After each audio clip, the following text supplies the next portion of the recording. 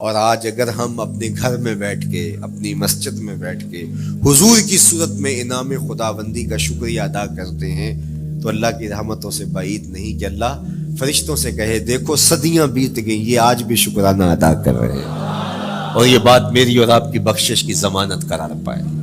تو حضور کی صورت میں جو انعام ہوا، حضرت حسان بن ثابت اکثر کہا کرتے تھے منا علینا ربنا ام بعث فینا محمدا، ہمارے رب نے ہمارے اوپر احسان کر دیا ہے کہ محمد عربی عطا کر دیے۔ ساری زندگی سجدے میں سر رکھ کے شکر ادا کرتے رہیں، حق شکر پھر بھی ادا نہ ہو۔ میں تو کہا کرتا ہوں ہمارے بدن پہ اتنے بال نہیں ہیں جتنے رسول اللہ کے احسانات ہیں، ہمارا بال بال قرض رسالت میں جکڑا ہوا ہے، ساری زندگی ان کے گیت گائیں۔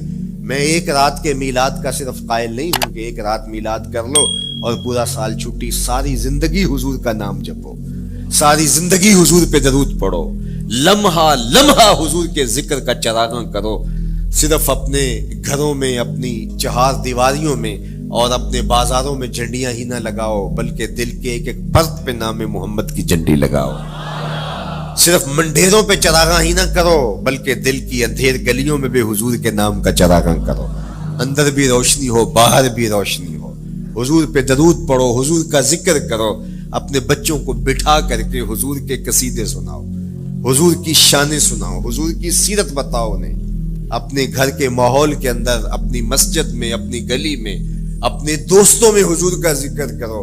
دوستوں آپس میں بیٹھو تو کہو یار اللہ کا کتنا کرم ہو گیا کہ اللہ نے ہمیں حضور عطا کر دیا۔ دوستوں میں بیٹھے جب یوں بات کرو گے تو اللہ کی رحمتیں کس قدر تمہارے اوپر برسے گی۔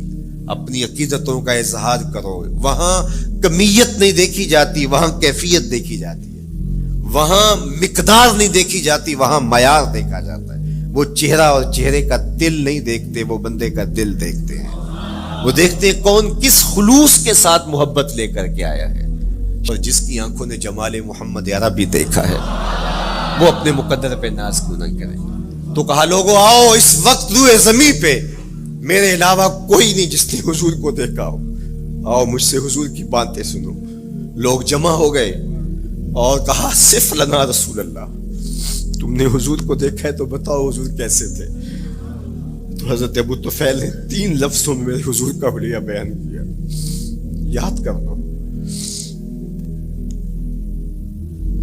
حضرت ابو طفیل نے کہا کان رسول اللہ صلی اللہ علیہ وسلم ابیض ملیحا مقصدا، ایک تو چٹے رنگ کے تھے، ایک تو حضور کا رنگ گورا تھا، دوسری بات ملیحا حضور کا حسن نمکین تھا، اور تیسرا مقصدا حضور متوازن تھے، نہ قد لمبا نہ قد پست، سوا صدر والبطن سینہ اور پیٹ برابر، لیسا بالطویل الممغط ولا بالکثیر المتردد، نہ پست کے عجیب دکھائی دیں نہ اتنے لمبے کے عجیب لگے بلکہ درمیانہ قد، لیکن اذا جامع القوم غامرہم، سن لو حضور کا قد تو درمیانہ تھا لیکن جب لوگوں کے درمیان چلتے حضور کے کندھے لوگوں کے سروں سے اونچے دکھائی دیتے۔ یہ اللہ نے شان دی اپنے محبوب، مکھ چند بدر شاہ شانی، متھے چمک دی لاٹ، کالی زلف تے اکھ مستانی،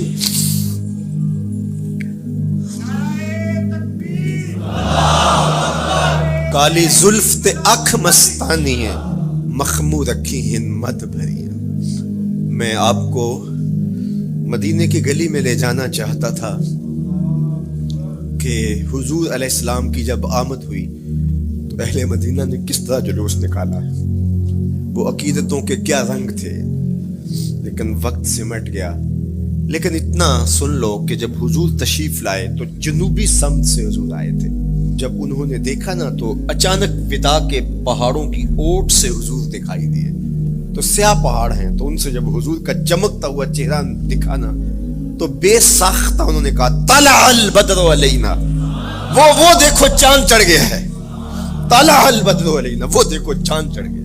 یہ شاعری خود بخود ہوتی ہے، خود بخود ترتیب، ایک ہوتی ہے آورد ایک ہوتی ہے آمد، یہ آمد ہے، طلع البدر، وہ دیکھو چاند چڑھ گیا۔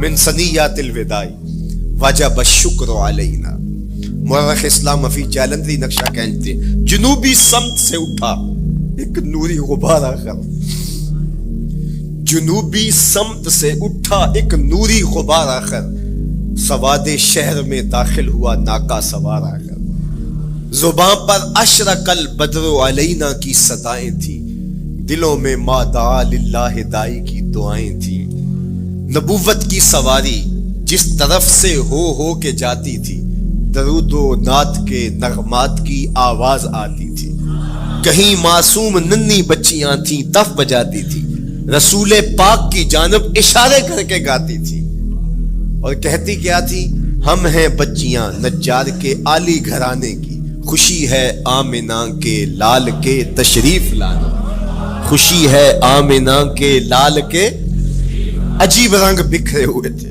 حضور نے جب بچیوں کو دیکھا تو فرمایا تم مجھ سے محبت کرتی ہو؟ انہوں نے کہا ہم دل و جان سے آپ سے پیار کرتی ہیں۔ تو حضور نے فرمایا واللہ انا احبکن، اللہ کی قسم میں بھی تم سے پیار کرتا ہوں، میں بھی تم سے پیار کرتا ہوں۔ لوگ گھروں کو سجائے بیٹھے، ہلم الینا یا رسول اللہ الی العدد والعدۃ والمن، حضور آ جاؤ نا، آ جاؤ، ہمارے پاس اسلحے بھی ہیں، کسی نے حملہ کیا توڑ کے رکھ دیں گے، ہمارے بڑے بڑے گھر ہیں، مہمان آئے سنبھال لیں گے، رک جاؤ نا ہمارے گھر۔ اب اتنے چاہنے والے ہوں تو کس کو پذیرائی دیں؟ حضور اونٹنی کی مہار گردن پہ ڈالتے ہیں، تو مت خلو سبیلہا ناقتی معمورۃ من اللہ، اس کی راہیں چھوڑ دو، یہ اللہ کے حکم کی پابند ہے۔ کہتے ہیں لوگوں نے اونٹنی کو چارہ دکھانا شروع کر دیا کہ چلو اونٹنی بیٹھ جائے، اللہ اکبر، پانی ہڑا نو لوڑ کی راہ براندی، پہنچے آپ دریار سرکار یارا۔ یار جب محبت پیدا ہوتی ہے یار منانے کے ڈھنگ بھی سیکھ لیے جاتے ہیں، محبت بتا دیتی ہے محبوب کو کیسے منانا ہے، لیکن حضور فرماتے خلو سبیلہا ناقتی معمور، راہیں چھوڑ دو، میری اونٹنی اللہ کے حکم کی پابند ہے، یہ سبز چاروں کے لالچ میں آنے والی نہیں ہے، چھوڑو چھوڑو اس کا راستہ۔ اللہ اکبر، جب بنو نجار کے محلے سے حضور گزرے، یہی بچیوں نے تالا البدر علینا پڑھا تھا، اور یہی محلہ حضور کے ننیال کا محلہ تھا۔ انہوں نے جو لفظ کہے، امام صالحی نے، اللہ ان کی قبر پہ کروڑوں رحمتیں نازل کر، سبل الہدا والرشاد میں میں نے کئی مرتبہ یہ مقام پڑھا ہے، باب الہجرہ مسلم شریف باقی کتب حدیث میں بھی ہے، لیکن امام صالحی نے بہت ساری حدیث جمع کی ہیں، اور انہوں نے یہاں جو منظر بیان کیا ہے، انہوں نے جو لفظ کہے نا، جب حضور آئے بنو نجار کے محلے سے گزرنے لگے تو ذرا لفظوں کی چاشنی دیکھیے، ان لفظوں سے ٹپکتے شہد کو دیکھیے، تو انہوں نے آگے بڑھ کے حضور کو دعوت دی، اور لفظ کیا کہے، ہلم الی اخوالک یا رسول اللہ الی العدد والعدۃ والمن، حضور ادھر تو رک جاؤ، یہ تو آپ کے ماموں کے گھر ہیں، یہ تو آپ کے ننیال کا محلہ ہے، لیکن حضور نے فرمایا کہ بس میری راہیں چھوڑ دو۔ پھر اونٹنی جا کے کہاں بیٹھی، نیویاں دا پرونا ہے میرا نبی، کوٹھیاں تے چڑھے ویخ دے رہ گئے، سہل اور سہیل دو یتیم بچے تھے، اور ان کی خالی جگہ پڑی تھی، جا کے اونٹنی وہاں بیٹھ گئی، اٹھایا گیا پھر بیٹھ گئی، قریب ترین مکان حضرت ابو ایوب انصاری کا تھا، دوڑے آئے سامان اتارنے لگے، کہا حضور اونٹنی کو اب نہ اٹھاؤ، اب تو میرے بخت جاگ پڑے۔ پھر ان کی کیفیت کیا تھی، امروز شاہ شاہاں مہمان شو دستو مارا، روز شاہ شاہاں مہمان شو دستو مارا، جبریل با ملائک درباں شو دستو مارا۔ وہ کہتے ہیں آج شاہوں کا شاہ میرے گھر کا پرونا بن گیا ہے، یہ ابو ایوب انصاری کے جذبات ہیں، آج شاہوں کا شاہ، آج خسرو حسینہ ماہ نازنینہ، آج امام الانبیاء میرے گھر کا پرونا بنا ہے، کہاں میں کہاں نکتے گل، باد صبا تیری مہربانی، کبھی اونٹنی کے پاؤں چوم رہے ہیں، تیرے بخت کے تو میرے گھر تک لے آئی، تو کہا امروز شاہ شاہاں مہمان شو دستو مارا، آج شاہوں کا شاہ میرے گھر کا مہمان ہے۔ پھر آگے کیا کہتے ہیں، جبریل با ملائک درباں شو دستو مارا، لوگوں جبریل کو دیکھو، آج میرے گھر کا پہرا دے رہا ہے، آج میرے گھر کا چوکی دار بنا ہوا ہے، کیونکہ میرے گھر میں حضور ٹھہرے ہوئے ہیں۔ تو کیا حضور کی آمد کا جلوس تھا یار، صحابہ نے جو حضور کے آمد کا جلوس نکالا، ہم تو وہ رنگ پیش نہیں کر سکتے، لیکن میں آپ کو کہوں گا درود پڑھتے ہوئے آج جلوس میں شامل ہوں، حضور کے ذکر سے سرشار ہو کے جلوس میں شامل ہوں، اور پورے نظم کے ساتھ اگر آپ کے جلوس میں کوئی کسی کی گاڑی گھس بھی آتی ہے، اس کو پیار دینا، اس کو راستہ دینا، اور اس کو حضور کی رحمت کا احساس ہو کہ یہ رحمت کو ماننے والے لوگ ہیں، اور حضور پہ درود پڑھتے رہنا، عقیدتوں کے رنگ میں رہنا۔ امید ہے کہ جس طرح حضور نے ان بچیوں سے کہا جو حضور کے جلوس میں شامل تھیں کہ کیا تم مجھ سے محبت کرتی ہو، تو انہوں نے کہا جی ہم اسی لیے تو آپ کے قصیدے پڑھ رہی ہیں۔ تو حضور نے فرمایا واللہ میں بھی آپ سے محبت کرتا ہوں۔ تو ملنے پہ وہ خوش ہو جاتا ہے، اور اگر رحمت للعالمین مل جائے تو پھر اس کی خوشی کا عالم کیا ہو، پھر اس کی مسرت کی کیفیت کیا ہو۔ یہ بات ذہن میں رکھیے کہ حضور کی آمد پر مسرت کا اظہار کرنا، خوشی کا اظہار کرنا، اس میں تو کوئی اختلاف نہیں ہے۔ امت کا کوئی بھی طبقہ اس کا انکار نہیں کرتا کہ یہ خوشی کی بات نہیں ہے، خوشی کی بات ہے۔ ہر دور میں اور ہر علاقے کے اپنے اظہار کے سلیقے ہوتے ہیں اور طریقے ہوتے ہیں۔ اگر وہ شریعت کے مزاج سے متصادم نہ ہوں تو ان کو اختیار کرنے میں کوئی حرج نہیں ہے۔ پھر مرور زمانہ کے ساتھ بدلتے ہوئے تقاضے ہوتے ہیں۔ کسی زمانے میں تلواروں کے ساتھ، تیروں کے ساتھ لڑائی ہوتی تھی اور وہ جہاد اسلامی قرار پاتا تھا۔ آج کی لڑائی میزائلوں کے ساتھ اور ٹینکوں کے ساتھ ہے، اور یہ بھی جہاد اسلامی قرار پاتا ہے۔ کوئی کہے کہ تیر و تفنگ کو چھوڑ کے، نیزہ و بالا کو چھوڑ کے، شمشیروں کو چھوڑ کے یہ میزائلوں پہ آ جانا، یہ ٹینکوں پہ اور یہ جدید آلات حرب پہ آ جانا، یہ دانشمندی نہیں ہے، یہ سنت سے انحراف ہے، تو میاں تو سنت کے مفہوم کو نہیں سمجھا۔ اس دور میں آلات حرب وہ تھے، بدلتے تقاضوں کے ساتھ آلات حرب یہ ہوئے، تو وہ بھی عین جہاد اسلامی تھا، یہ بھی عین جہاد اسلامی ہوگا۔ اسی طرح خوشی کے مختلف طریقے ہیں۔ کسی زمانے میں بالکل پرانے لوگ جانتے ہیں، جب کسی کے ہاں خوشی آتی تو وہ گڑ کی روڑیاں بانٹتا، یہ پرانا طریقہ۔ پھر اس کے بعد پتاشے بانٹنا شروع ہو گئے لوگ، پھر اس کے بعد وہ شکر پارے آ گئے، اس کے بعد پھر لڈو آ گئے، پھر موتی چور، اور پھر نہ جانے کیا کیا۔ لیکن روح ایک ہی ہے۔ جو گڑ بانٹنے سے مسرت کا اظہار تھا، وہی آج جدید جو ہمارے پاس مٹھائی کی اقسام ہیں ان کو بانٹنے سے بھی وہی مقصود ہے۔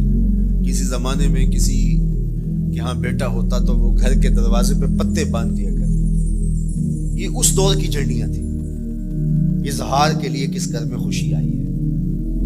تو آج کے دور میں تو ہمیں پتے باندھے ہوئے نہیں ملتے۔ آج گھروں کے اندر ولادت مبارک کے یا مختلف طرح کے غبارے لگا دیے جاتے ہیں یا جھنڈیاں لگا دی جاتی ہیں۔ تو مختلف بدلتے ہوئے ادوار میں وہ طریقے ضرور بدلے، لیکن جہاں تک مسرت کا اظہار ہے وہ روح بعین ہی ہر دور میں، ہر علاقے میں، ہر جو ہے وہ کلچر میں موجود ہے۔ کسی بھی خوشی پہ مسرت کا اظہار، مسرت اور سرور اور کیفیت کا اظہار، یہ انسانی زندگی ہے۔ اسلام ہمیں مسرتوں کے اظہار اور شکرانے کی صورت کے بہت سارے طریقے دیے، اس میں سے روزہ رکھنا بھی ہے۔ ان طریقوں میں سے ایک طریقہ نوافل ادا کر کے شکر کا اظہار کرنا بھی ہے۔ خیرات بانٹ کے لوگوں کو کھانا کھلا کے مسرت کا اظہار کرنا ہے، لوگوں کو لباس پہنا کے مسرت کا اظہار کرنا ہے۔ اور اسی طرح دعوت ہے، مختلف مواقع پہ مختلف چیزیں ہیں۔ پیر کے دن حضور علیہ السلام روزہ رکھتے تھے۔ پوچھا حضور آپ پیر کے دن روزہ کیوں رکھتے ہیں؟ قال فیہ ولدت، کہا اس دن میں پیدا ہوا تھا۔ تو اپنی ولادت کا حضور دن پیر روزہ رکھ کے اللہ کے شکرانے میں دن گزارتے تھے۔ وہ حضور علیہ السلام کی زندگی کا ایک ایک لمحہ رب کے تشکر میں بسر ہوتا ہے، لیکن حضور نے اس کی وجہ بیان کر دی کہ میں اس دن کا روزہ خاص طور پہ اس لیے رکھتا ہوں، فیہ ولدت، اس دن میری ولادت ہوئی تھی۔ اللہ اکبر۔ تو حضور کی ولادت اللہ کی بہت بڑی نعمت اور اس پر شکرانہ خود میرے حضور نے ادا کیا ہے۔ علماء نے لکھا ہے کہ حضور کی ولادت کی خوشی یہ اللہ کی رضا کا سبب اور ذریعہ ہے۔ آپ نے سنا علماء سے کہ دین کا سب سے بڑا دشمن جس کا نام لے کے مذمت کی گئی وہ ابو لہب ہے۔ پورے قرآن میں کسی اور کافر کا ابو جہل کا نام بھی نہیں، عتبہ عتیبہ اور امیہ کا نام بھی نہیں ہے، لیکن نام لے کر کے مذمت اگر کسی شخص کی گئی وہ تو ابو لہب کی گئی۔ حضور علیہ الصلوۃ والسلام جب کوہ صفا پہ جلوہ فراز ہوئے، وَأَنذِرْ عَشِيرَتَكَ الْأَقْرَبِينَ حکم ہوا پہلے قریبی لوگوں کو آپ اللہ کا ڈر سنائیں، تو حضور علیہ السلام نے قریبی لوگوں میں محنت کی، تو قریش کو، صنادید قریش کو، بنو ہاشم کو بلایا اور بلا کہ حضور نے ایک بات کی کوہ صفا پہ کہ اگر میں تمہیں کہوں اس پہاڑ کی دوسری جانب سے ایک لشکر آ رہا ہے جو تمہیں کچل دے گا تو کیا میری بات مان لو گے؟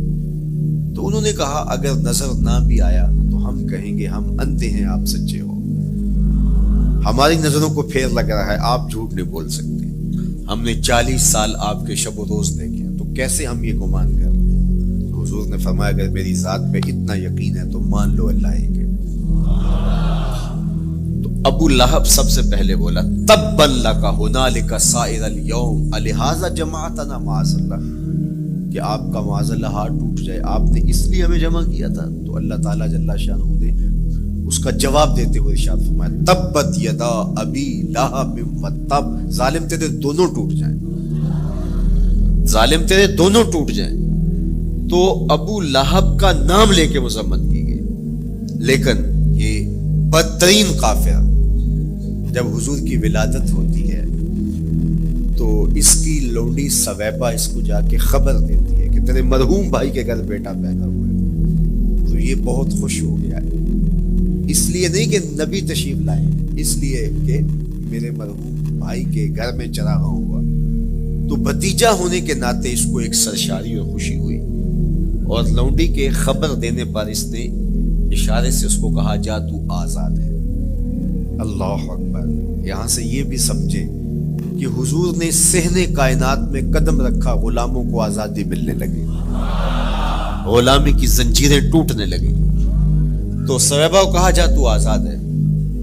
خیر ابو لہب کی ساری زندگی آپ کو پتہ ہے، لیکن جب مر گیا تو حضرت عباس رضی اللہ تعالیٰ عنہ کو خواب میں ملا، انہوں نے کہا سنا کیسی بیت رہی ہے؟ اس نے کہا سخت مشکل میں ہوں، ڈاڈی تکلیف ہے، حضور کی مخالفت بڑی مہنگی پڑی، لیکن اتنا ہے کہ جب پیر کا دن آتا ہے جس انگلی سے اشارہ کر کے لونڈی کو آزاد کیا تھا اس سے ٹھنڈا اور میٹھا مشروب بھی ملتا ہے اور عذاب میں بھی کچھ کمی ہوتی ہے۔ شارع مسلم امام نووی کے استاد امام ابو شامہ جو بہت بڑا نام ہے حدیث میں، وہ فرماتے ہیں جب ایک کافر کو حضور کو نبی سمجھ کے نہیں بھتیجا سمجھ کے خوشی کرنے کا بھی صلہ ملتا ہے، تو ایک مومن جو حضور کا غلام ہے اور حضور کو امام اور مقتدا اور نبی رسول اور محبوب سمجھ کے خوشیاں کرتا ہے، اس کو اللہ کتنا کچھ عطا کرے گا۔ دوستاں را کجا کنی محروم تو کے بعد دشمنا نظر داری، جب تو دشمنوں کو اتنا دیتا ہے تو دوستوں کو کتنا عطا کرے گا۔ تو حضور کی آمد پر مسرت کا اظہار، بشاشت کا اظہار، یہ اہل ایمان کا طریقہ رہا ہے۔ ہاں جو اس کا انداز ہے، کسی کو نوافل میں زیادہ سرور ملتا ہے وہ نوافل کثرت سے پڑھ لے، کسی کو زیادہ سرور روزے میں آتا ہے تو وہ روزے رکھ کر کے اس شکرانے کو ادا کرے، کوئی ذکر کی مجلس سجا لے، مختلف طریقے موجود ہیں۔ حضور علیہ السلام تشریف لائے، صحابہ بیٹھے ہوئے تھے، صحیح مسلم میں روایت ہے، سنن نسائی میں ہے اور بھی کتب حدیث میں، محفل بپا تھی، تو حضور نے آ کہا ما اجلسکم، کیوں بیٹھے ہوئے ہو؟ تو جو انہوں نے جواب دیا وہ سنیے، جلسنا نذکر اللہ ونحمدہ علی ما ہدانا لدینہ ومن علینا بک، حضور ہمارے بیٹھنے کا مقصود یہ ہے کہ ہم اللہ کا شکر ادا کر رہے ہیں اس بات پر کہ اس نے ہمیں ہدایت دین عطا کی، وَمَنَّ عَلَيْنَا بِكَ، اور آپ کی صورت میں ہمارے اوپر احسان کیا، ہمیں آپ عطا ہوئے، اس پر اللہ کا شکر ادا کرنے کی مجلس سجائے بیٹھے۔ اب بات تو سادہ سی تھی، لیکن میرے حضور نے ان سے کہا کیا تم اس بات پہ قسم دے سکتے ہو کہ اسی لیے بیٹھے ہو؟ تو انہوں نے کہا جی ہم قسم دیتے ہیں، ہم اسی لیے بیٹھے ہیں۔ میں اٹھاؤ قسم۔ تو صحابہ نے باقاعدہ قسم دی، ہم قسم اٹھاتے ہیں، ہمارے بیٹھنے کا مقصد یہ ہے کہ اللہ کا شکر ادا کر رہے ہیں اور آپ کی صورت میں جو انعام خداوندی ملا ہے اس پر اللہ تعالیٰ کا شکریہ ادا کر رہے ہیں۔ حضور نے باقاعدہ ان سے قسم لی اور انہوں نے باقاعدہ قسم دی۔ اب صحابہ کو حیرت تو تھی کہ یہ موقع قسم کا تو نہیں تھا، لیکن حضور نے قسم لی ہے، کیوں؟ حیرت تو استجاب کی کیفیت تھی۔ حضور علیہ السلام نے فرمایا صحابہ میں تم سے جو ابھی قسم لی ہے یہ کسی تہمت کی بنیاد پر نہیں لی، یعنی تمہارے قول کی صداقت میں مجھے کوئی شک نہیں تھا کہ میں نے قسم سے تصدیق کی ہو، بلکہ اس کا سبب اور تھا۔ بعض اوقات قسم اس لیے کی جاتی ہے کہ کسی متردد ذہن کو مطمئن کرنا ہوتا ہے، اور بعض اوقات قسم واقعہ کی اہمیت کو بڑھانے کے لیے کی جاتی ہے۔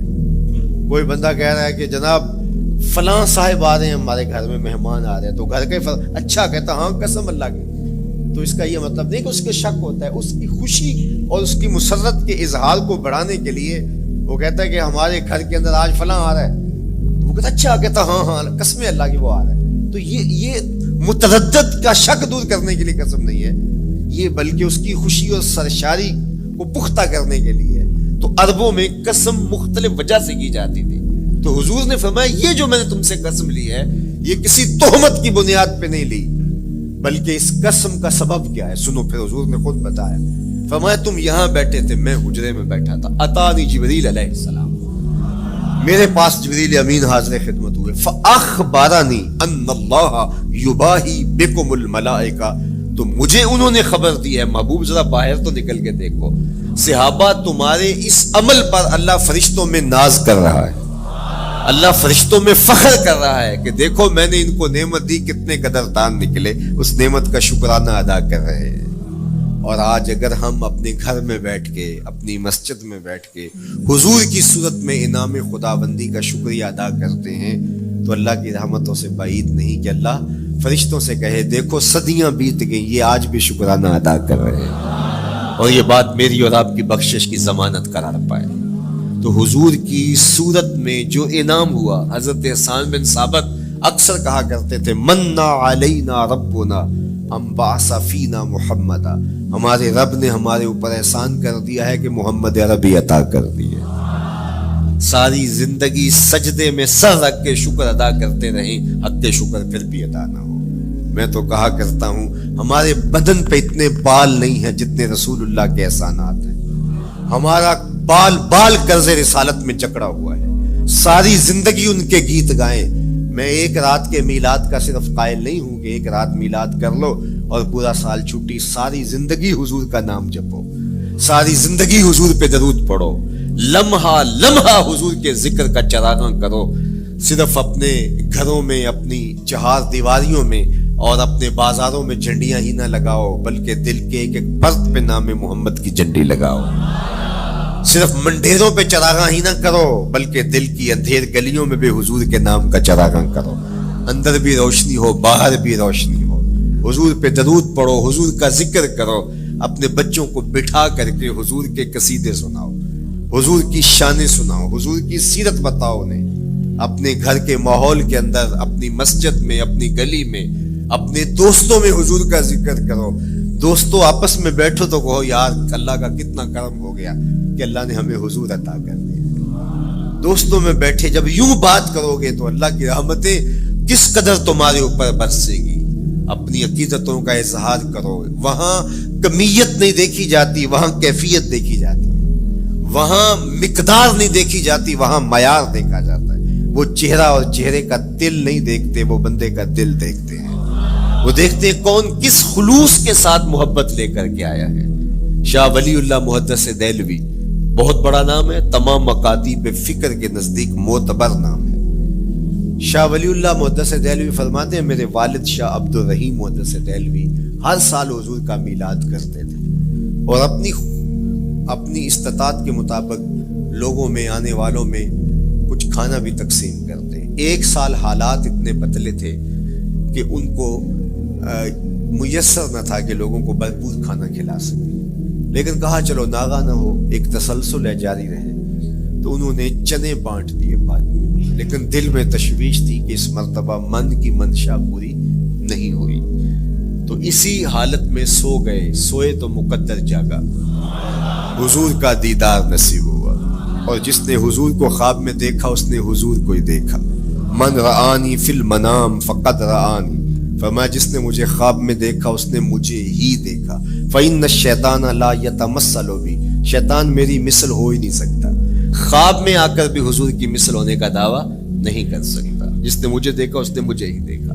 اور دوسری بات، حضور جس کے خواب میں آئے قصد، ارادے اور مرضی سے آئے۔ تیسری بات، حضور علیہ الصلوۃ والسلام نے خواب میں کسی کو کچھ عطا کیا تو وہ حقیقت میں عطا کیا۔ ویسے میں خواب میں کسی سے کچھ لیتا ہوں، آپ خواب میں کسی سے کچھ لیتے ہیں یا کسی کو کچھ دیتے ہیں تو وہ محض خواب ہوتا ہے۔ آپ نے کسی سے قرض لینا ہو تو وہ خواب میں آ کے ادا کر دیں، تو صبح اٹھ کے کھاتے سے نام کاٹ دیں گے، آپ کہیں گے خواب میں ادا کیا۔ بھوک میں تڑپتے سو گئے، رات عالی نسب ہوٹل سے کھانا کھاتے رہے، صبح بھوک محسوس کریں گے یا نہیں؟ خواب میں کھایا ہے نا۔ وہ کیا کسی نے کہا 100 بار میرے ہاتھوں میں تیرا دامن آیا، جب آنکھ کھلی تو اپنا ہی گرے پان تھا۔ کچھ نہیں ہوتا، خواب محض خواب ہوتا ہے۔ لیکن اگر حضور کسی کو خواب میں کچھ عطا کرے، امام بوصیری سے پوچھو، رات چادر ملتی ہے، صبح اٹھتے ہیں کندھوں پہ موجود ہوتی ہے۔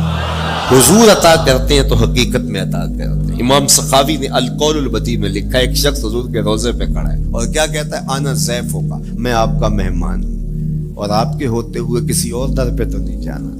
آقا جی میں تیرا ہو کے خیر منگاں در درتا، مریل کتا کیوں اخواواں ایڈے بختاں ورتا۔ جب میں تیری چوکھٹ پہ ہوں تو کسی اور سے کیوں مانگوں؟ اور میرے امام بولے کون دیتا ہے دینے کو منہ چاہیے، دینے والا ہے سچا ہمارا۔ کوئی جھولی میں چند ٹکڑے ڈال بھی دے تو ساری زندگی جتلائے گا۔ اللہ اکبر۔ عارف عبد المتین نے تو قلم توڑ دیا نا۔ اور جتنے بھی سہارے ہیں سبک کرتے ہیں، عزت نفس بڑھاتا ہے سہارا تیرا، ہر آسرا کمزور کرتا ہے لیکن نبی کا آسرا سر بلند کرتا ہے۔ کسی چودھری کا، خان وڈیرے کا مانگت سر اٹھا کے چل سکتے کہ میں فلاں کا مانگت ہوتا ہوں اور جس کو خیرات مدینے کی گلی سے ملی ہو؟ اسی لیے میرے امام نے مشورہ دیا، ٹھوکریں کھاتے پھرو گے ان کے در پہ پڑ رہو، قافلہ تو اے رضا اول گیا آخر گیا۔ وہ کھڑا ہی حضور کے روضے پہ اور کیا کہتا ہے؟ آنا ضیف ہوگا، میں آپ کا مہمان ہوں اور آپ کے ہوتے کسی اور در پہ جاؤں؟ اللہ اکبر۔ یہ کہتے کہتے آنکھ لگ گئی۔ حضور خواب میں تشریف لائے، دائیں ہاتھ میں روٹی تھی، عطا کرتے میں خوش لے لے۔ کہتا میں نے خواب میں کھانا شروع کر دی، ابھی آدھی روٹی کھائی تھی، پوری روٹی نہیں کھائی تھی، آدھی روٹی کھائی تھی کہ میری آنکھ کھل گئی۔ جب آنکھ کھلی تو دوسرا آدھا ٹکڑا میرے ہاتھ میں موجود تھا۔ وہ دیتے ہیں تو حقیقت میں دیتے ہیں۔ تو شاہ ولی اللہ محدث دہلوی فرماتے ہیں کہ میرے والد شاہ عبد الرحیم محدث دہلوی نے خواب میں حضور کو دیکھا، اور چونکہ دن یہ عمل گزرا تھا اور کہ مہمانوں کو خاطر خواہ تواضع نہیں کر سکا تھا، تو حضور کے سامنے انواع اقسام کی چیزیں پڑی ہیں، ان میں میرے والے چنے بھی موجود ہیں اور حضور ان کے ساتھ شفقت فرما رہے ہیں۔ تو یہاں معیار دیکھا جاتا ہے، مقدار نہیں دیکھی جاتی، یہاں کمیت نہیں دیکھی جاتی، کیفیت دیکھی جاتی ہے۔ یہاں چہرے اور چہرے کا دل نہیں دیکھا جاتا، یہاں آنے والے کا دل دیکھا جاتا۔ یار چہرہ تو چمکدار تھا، اسی لیے ابو لہب کہتے ہیں نا شعلے کی طرح چمکتا ہوا، لیکن جہنم کا ایندھن بنا، اور کالے رنگ والا، ہونٹ موٹے ہیں، لیکن کعبے کی چھت میں کھڑا اذان دے رہا ہے۔ اذان ازل سے تیرے عشق کا ترانہ بنی، نماز تو اس کی دید کا ایک بہانہ بنی، ادائے دید سراپا نیاز تھی تیری، کسی کو دیکھتے رہنا نماز تھی تیری۔ تو عقیدتوں کے رنگ اور محبتوں کے رنگ حضور علیہ السلام کے ساتھ جب کوئی پیش کرتا ہے تو رائے گانے جاتے ہیں۔ یہ وفاداروں کا در ہے، یہاں بے وفائی کا تصور ہی نہیں ہے۔ وہ ہاتھ پکڑتے ہیں تو پھر چھوڑتے نہیں ہیں۔ اس لیے ان سے محبت کا ربط قائم کیجیے، اپنی اولادوں کو حضور کا پیار سکھائیے، اپنے گھروں میں میلاد کیجیے۔ لازم نہیں ہے کسی عالم دین کو بلاؤ، آپ اپنے گھروں میں حضور علیہ السلام پر درود پڑھیے گا، بچوں کو بٹھائیے گا اور حضور کی سیرت کا کوئی واقعہ ان کو سنائیے گا۔ صحابہ اپنے بچوں کو بٹھا کر کے حضور کی سیرت بتایا کرتے تھے، حضور کا نقشہ بتایا کرتے تھے، حضور کے شمائل ذکر کیا کرتے تھے، اور کوئی صحابی ملتا تو تابعین جمع ہو جایا کرتے تھے اور اسے پوچھتے تھے اچھا بتاؤ حضور کی صورت کیسی تھی، زلفیں کیسی تھی۔ یہی میلاد ہے نا، میلاد میں حضور کے فضائل کا ذکر ہوتا ہے، شمائل کا ذکر ہوتا ہے، خصائل کا ذکر ہوتا ہے، اور موسم حج کا ہے۔ ایک اونچے ٹیلے پہ حضرت سیدنا ابو طفیل چڑھ گئے، یہ آخری صحابیاں ہیں، اس کے بعد کوئی صحابی نہیں، آخر میں سب سے آخر میں فوت ہوئے 110 ہجری میں، حضور کے وصال کے 100 سال بعد تک زندہ رہے، اونچے ٹیلے پہ چڑھ گئے اور لوگوں کو کہا لوگوں آؤ، اس وقت روئے زمین پہ میرے علاوہ کوئی نہیں جس نے حضور کو دیکھا، بس انہی آنکھوں نے حضور کو دیکھا ہے، کیا ناز ہے۔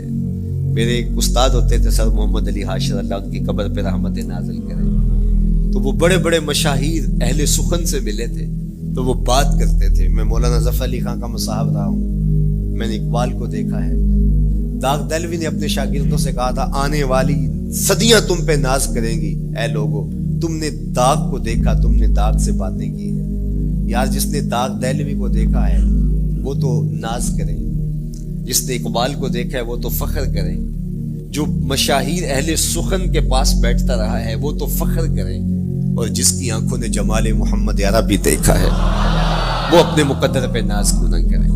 تو کہا لوگوں آؤ، اس وقت روئے زمین پہ میرے علاوہ کوئی نہیں جس نے حضور کو دیکھا ہو، آؤ مجھ سے حضور کی باتیں سنو۔ لوگ جمع ہو گئے اور کہا صف لنا رسول اللہ، تم نے حضور کو دیکھا ہے تو بتاؤ حضور کیسے تھے۔ تو حضرت ابو طفیل نے 3 لفظوں میں حضور کا بڑھیا بیان کیا، یاد کر لو۔ حضرت ابو طفیل نے کہا کان رسول اللہ صلی اللہ علیہ وسلم ابیض ملیحا مقصدا، ایک تو چٹے رنگ کے تھے، ایک تو حضور کا رنگ گورا تھا، دوسری بات ملیحا حضور کا حسن نمکین تھا، اور تیسرا مقصدا حضور متوازن تھے، نہ قد لمبا نہ قد پست، سوا صدر والبطن سینہ اور پیٹ برابر، لیسا بالطویل الممغط ولا بالکثیر المتردد، نہ پست کے عجیب دکھائی دے نہ اتنے لمبے کے عجیب لگے بلکہ درمیانہ قد، لیکن اذا جامع القوم غامرہم، سن لو حضور کا قد تو درمیانہ تھا لیکن جب لوگوں کے درمیان چلتے حضور کے کندھے لوگوں کے سروں سے اونچے دکھائی دیتے، یہ اللہ نے شان دیا۔ مکھ چند بدر شاہ شانی، متھے چمک دی لاٹ، کالی زلف تے اکھ مستانی،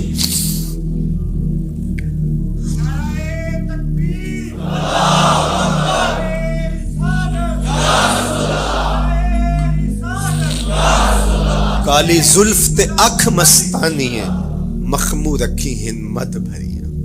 لیکن میں آپ کو کہوں گا درود پڑھتے ہوئے آج جلوس میں شامل ہوں، حضور کے ذکر سے سرشار ہو کے جلوس میں شامل ہوں، اور پورے نظم کے ساتھ اگر آپ کے جلوس میں کوئی کسی کی گاڑی گھس بھی آتی ہے اس کو پیار دینا، اس کو راستہ دینا، اور اس کو حضور کی رحمت کا احساس ہو کہ یہ رحمت کو ماننے والے لوگ ہیں، اور حضور پہ درود پڑھتے رہنا، عقیدتوں کے رنگ میں رہنا۔ امید ہے کہ جس طرح حضور نے ان بچیوں سے کہا جو حضور کے جلوس میں شامل تھیں کہ کیا تم مجھ سے محبت کرتی ہو، تو انہوں نے کہا جی جی، ہم اسی لیے تو آپ کے قصیدے پڑھ رہی ہیں، تو حضور نے فرمایا واللہ میں بھی آپ سے محبت کرتا ہوں،